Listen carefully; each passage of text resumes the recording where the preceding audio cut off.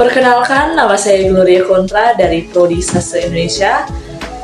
Saya dari kelompok 5 dan kelompok kami akan membahas salah satu negara yang ada di Asia, yaitu negara Singapura. Berikut pembahasannya. Hai teman-teman, perkenalkan nama saya Ardania Kafrila Elungan, saya dari Prodi Sastra Indonesia. Baiklah, saya di sini akan mempresentasikan hasil diskusi kami. Singapura adalah sebuah negara pulau di lepas ujung selatan Semenanjung Malaya, 137 km di utara Khatulistiwa di Asia Tenggara. Negara ini terpisah dari Malaysia oleh Selat Johor di utara dan dari Kepulauan Riau, Indonesia oleh Selat Singapura di selatan. Singapura adalah pusat keuangan terdepan ketiga di dunia, sebuah kota dunia kosmopolitan yang memainkan peran penting dalam perdagangan dan keuangan internasional. Pelabuhan Singapura adalah satu dari 5 pelabuhan tersibuk di dunia. Singapura memiliki sejarah imigrasi yang panjang.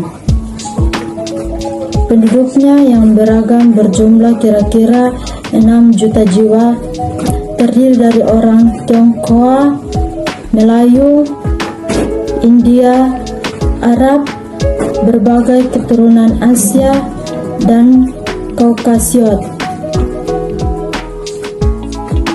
42% penduduk Singapura adalah orang asing yang bekerja dan menuntut ilmu di sana.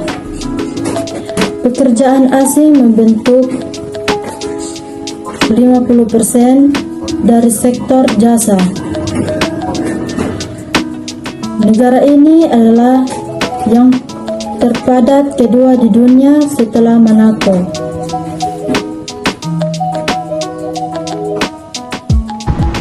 Kiamen menyebut Singapura sebagai negara paling terglobalisasi di dunia dalam indeks globalisasi tahun 2006. Sebelum merdeka tahun 1965, Singapura adalah pelabuhan dagang yang beragam dengan PDB per kapita tertinggi ketiga di Asia Timur pada saat itu.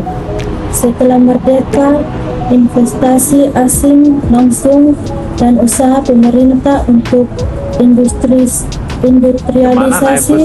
berdasarkan rencana bekas Deputi Perdana Menteri Dr. Goh Keng Swee membentuk ekonomi Singapura saat ini.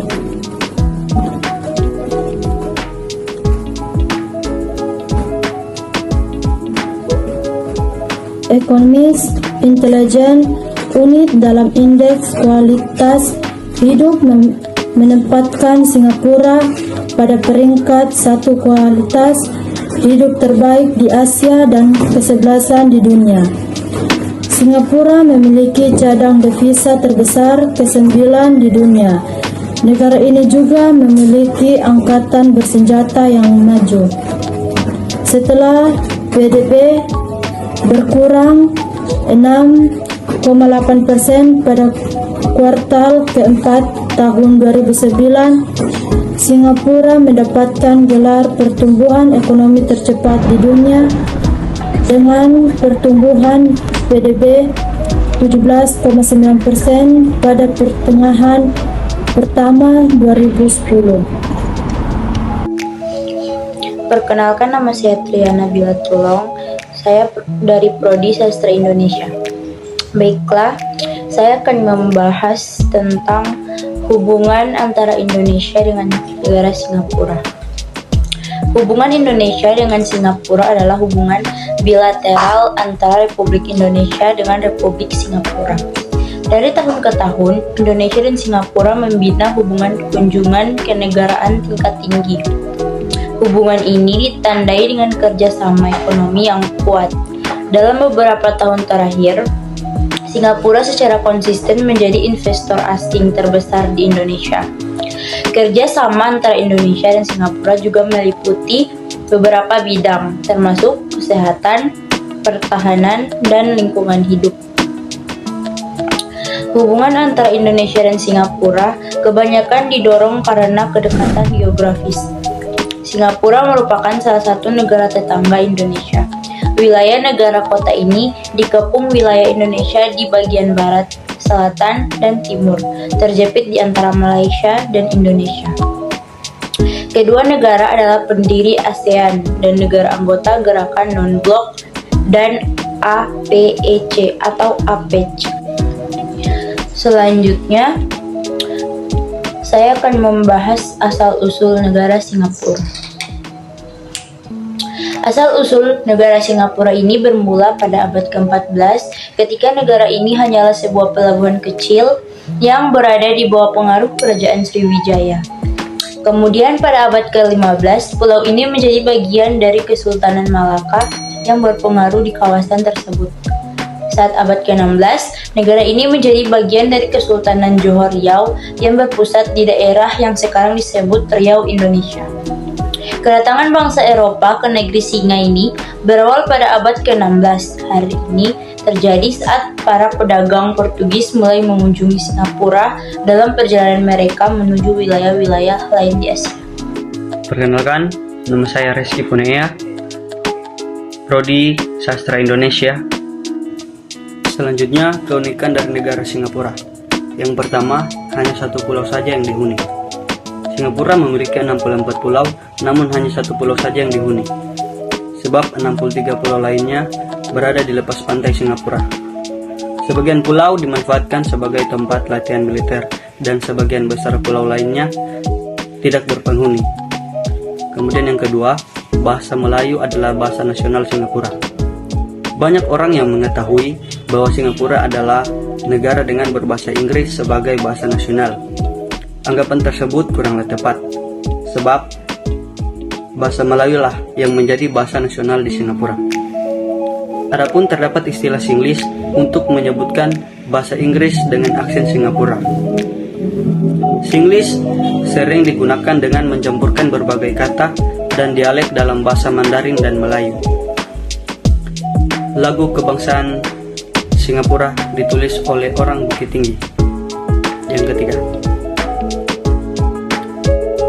lagu kebangsaan Singapura yang berjudul Majulah Singapura diciptakan oleh seorang musisi yang berasal dari Bukit Tinggi, Sumatera Barat yang bernama Zubir Said. Lagu Majulah Singapura diciptakan Zubir Said pada tahun 1958 dan diserahkan kepada Dewan Kota Singapura untuk merayakan Victoria Theatre of Commerce Ensemble. Lagu ini kemudian diputar ulang sebagai lagu kebangsaan negara Singapura pada tanggal 3 Desember tahun 1959. Selanjutnya yang keempat, membeli mobil di Singapura harus memiliki sertifikat khusus. Jika membeli mobil di Indonesia hanya bermodalkan uang, berbeda dengan Singapura. Selain dengan membeli, seorang yang ingin memiliki mobil di Singapura harus memiliki sertifikat khusus. Untuk memilikinya, sertifikat mobil dihargai dengan nominal harga paling rendah $50.000 atau sekitar 530-an juta. Selain itu, sertifikat ini hanya berlaku selama 10 tahun saja dan tidak bisa digunakan untuk membeli mobil lain. Kemudian yang kelima, negara dengan IQ tertinggi di dunia. Dengan penduduk sekitar 5,89 juta jiwa, negara Singapura mendapatkan predikat sebagai negara dengan IQ tertinggi di dunia. Perkenalkan, nama saya Willy Fitriansyah Haya dari Prodi Sastra Indonesia. Di sini saya akan menjelaskan tentang letak astronomis dan letak geografis dari negara Singapura. Letak astronomi Singapura sama-sama berada di wilayah negara tropis yang memiliki dua musim. Maka baik Indonesia maupun Singapura memiliki kesamaan berada pada wilayah astronomi yang hampir mirip. Yang membedakan antara keduanya hanya di garis lintangnya, di mana Indonesia juga terletak pada wilayah lintang selatan. Perlu juga diketahui bahwa hanya Indonesia serta Timur Leste merupakan negara di wilayah ASEAN yang wilayahnya ada yang terletak pada garis lintang selatan. Sementara negara lain semuanya terletak pada bagian lintang utara. Berikut ini adalah letak astronomi Singapura. Singapura berada pada garis 1 derajat 15 menit lintang utara sampai 1 derajat 30 menit lintang utara. Sedangkan garis bujur, karena sama-sama berada di wilayah tropis, maka Singapura juga terletak pada wilayah garis bujur timur, yaitu 103 derajat 38 menit bujur timur sampai 104 derajat 25 menit bujur timur. Jadi letak lintang Singapura adalah 1 derajat 15 menit lintang utara sampai 1 derajat 30 menit lintang utara. Dan letak bujur Singapura adalah 103 derajat 38 menit bujur timur sampai 104 derajat 25 menit bujur timur. Sehingga dapat disebutkan jika letak astronomis Singapura berada pada 1 derajat 15 menit lintang utara sampai 1 derajat 30 menit lintang utara, dan 103 derajat 38 menit bujur timur sampai 104 derajat 25 menit bujur timur. Letak geografis Singapura berada dengan letak astronomis Singapura. Letak geografis adalah posisi atau letak suatu wilayah tertentu maupun negeri yang dilihat dari permukaan bumi. Singapura tentu saja memiliki kondisi geografis yang berbeda dengan Indonesia. Berdasarkan letak geografinya, letak geografi Singapura bisa digambarkan seperti berikut. Di bagian utara, Singapura berbatasan langsung dengan Selat Johor dan negara bagian Johor Malaysia. Di bagian selatan, Singapura berbatasan dengan Indonesia atau Batam yang dipisahkan oleh Selat Singapura. Di bagian timur, Singapura berbatasan juga dengan negara bagian Johor Malaysia yang dipisahkan oleh Selat Johor dan Selat Singapura. Perkenalkan, nama saya Wulandari Bole. Saya dari jurusan Sastra Inggris. Di sini saya akan membahas tentang agama suku yang ada di Singapura dan para imigran yang berasal dari Tionghoa. Agama di Singapura ditandai dengan keragaman, keyakinan, dan praktik keagamaan karena campur beragam etnis masyarakat yang berasal dari berbagai negara. Denominasi agama besar kebanyakan hadir di Singapura. Sebuah analisis yang dilakukan oleh Pew Research Center menemukan bahwa Singapura merupakan negara yang paling beragam agamanya di dunia. Pada sensus tahun 2020, agama dengan jumlah pengikut terbanyak di Singapura adalah Buddha, yaitu sebanyak 31,10% dari total penduduk Singapura. Kemudian Kekristenan 18,90%, Islam 15,60%, Taoisme 8,80%, Hindu 5,00%, agama lainnya 0,80%, dan tidak menganut agama apapun 20%. Penduduk di Singapura sebagian besar berasal dari suku Cina 77%, diikuti oleh suku Melayu 14%, suku India 8%, serta suku lainnya 1%, seperti orang asing dari negara barat dan sebagainya. Sementara itu, untuk bahasa kenegaraan yang digunakan Singapura adalah bahasa Melayu dan bahasa Inggris. Bahasa Melayu untuk bagian kepemerintahan, sedangkan bahasa Inggris lebih dipakai untuk aktivitas bisnis dan kehidupan sehari-hari. Selain itu, ditemukan pula penutur bahasa Mandarin dan Tamil dalam kehidupan sehari-hari di Singapura. Oleh sebab itu, keempat bahasa ini yang diakui oleh negara sebagai bahasa publik. Singapura penduduk Tionghoa merupakan kelompok suku terbesar yang mendiami Singapura. Bahkan besarnya hampir mencakup 3/4 dari penduduk negara ini. Seperti yang dikutip dari laman resmi Visit Singapore, budaya Tionghoa yang terdiri dari bahasa, makanan, hiburan, dan festival sangat menonjol di negara ini. Asal sebagian besar penduduk Tionghoa merupakan imigran dari Provinsi Tiongkok Selatan, termasuk Fujian dan Guangdong.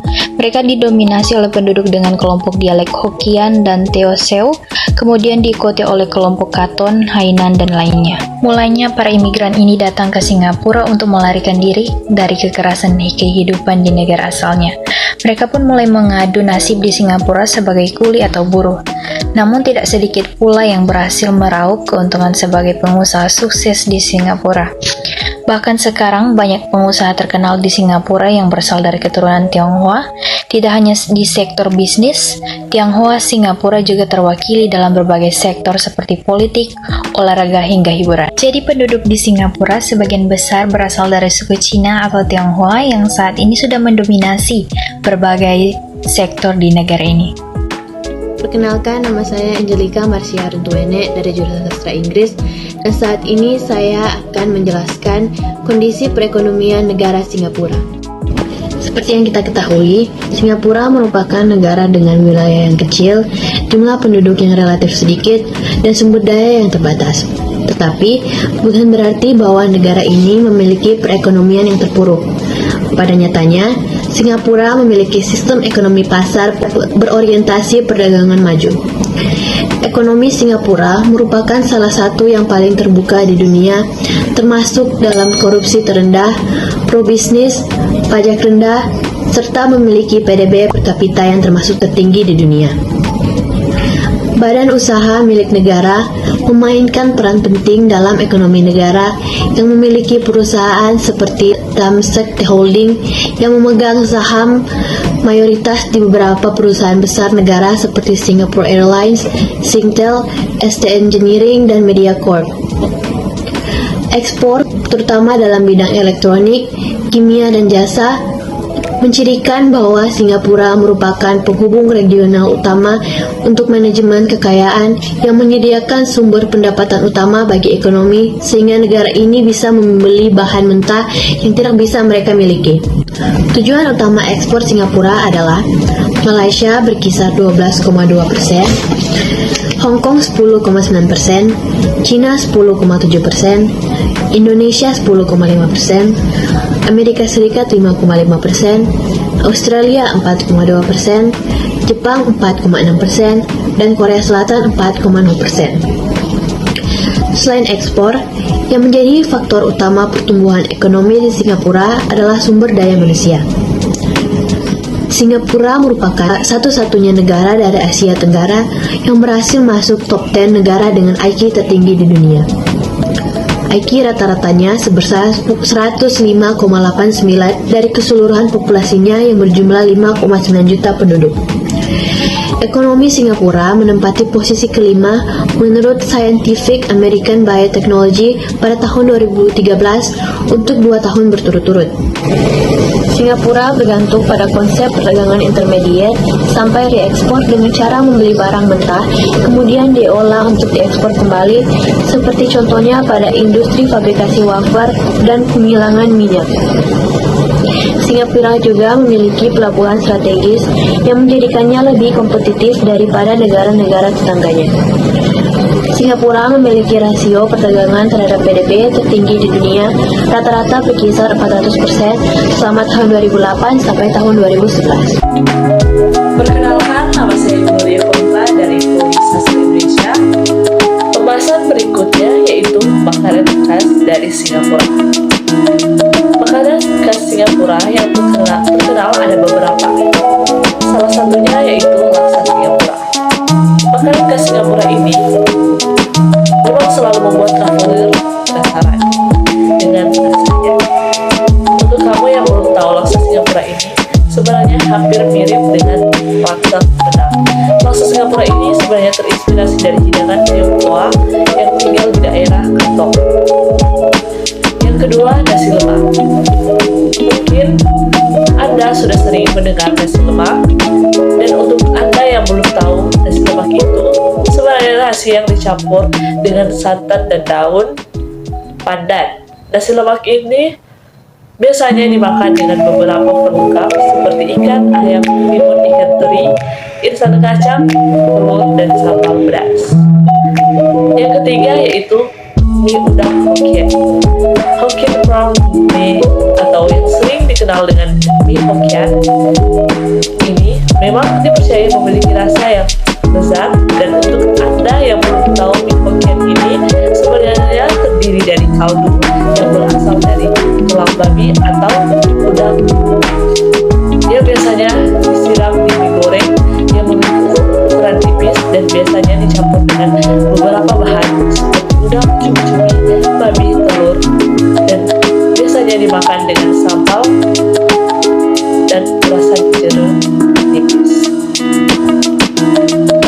keempat yaitu rojak Singapura. Rojak Singapura ini hampir sama dengan rujak di Indonesia.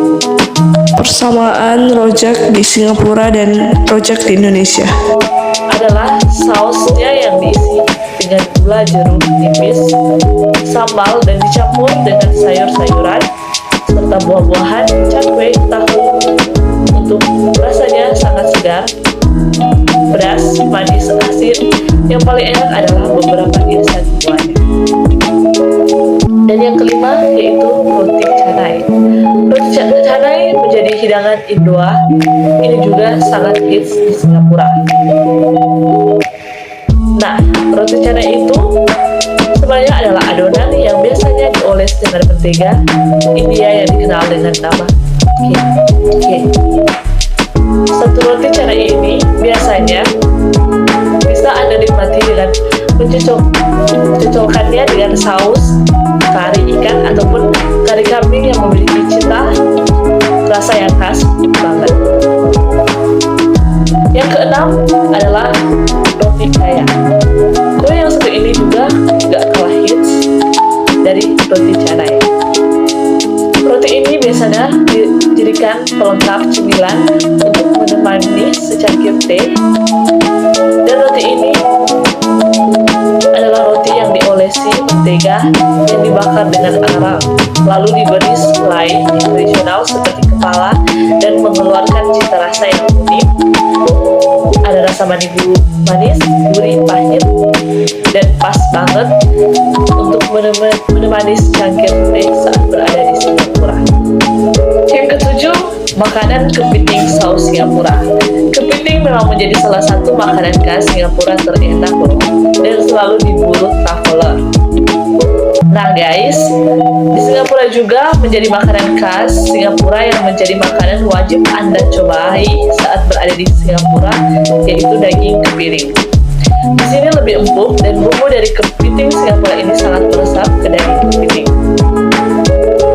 Untuk menemukan kepiting saus Singapura ini bisa Anda cari di restoran-restoran yang ada di Singapura guys.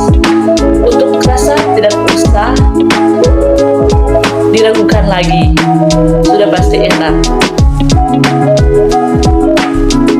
Yang kedelapan adalah nasi ayam Hainan.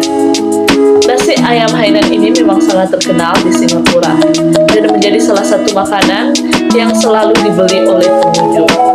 Nah, karena ayam Hainan ini hits, makanya untuk menemukan nasi ayam Hainan ini cukup mudah. Banyak sekali penjual nasi ayam Hainan. Di antaranya, kamu bisa menemukannya di pusat dunia, restoran, kafe, dan hotel.